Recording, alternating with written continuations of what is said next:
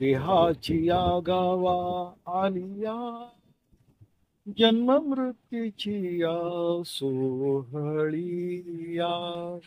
ना म्हणू नये धनंजया जया परी,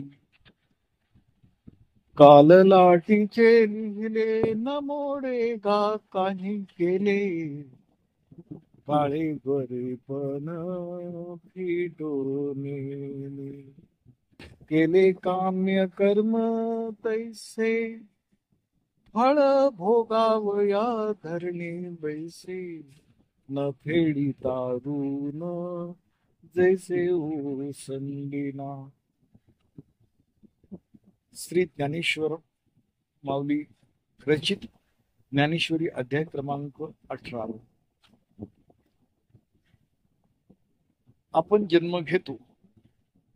जन्म घेतो त्याबरोबर जन्माचं व मृत्यूचं भय असतच आणि प्रत्येकाचा एक वेगळा सोहळा नक्कीच असतो. आपलं भाग्य हे ललाटीवर लिहिलेलं असतं, ते काही केल्यामुळं मोडतच नसतं. आपले रंगरूप तेही तसेच आपल्या भाग्यावर असते. आपण करतो ते कर्म, सत्कर्म असेल तर सद्गुण प्राप्त होतात आणि काम्य कर्म तसे फळ भोगावे लागतात.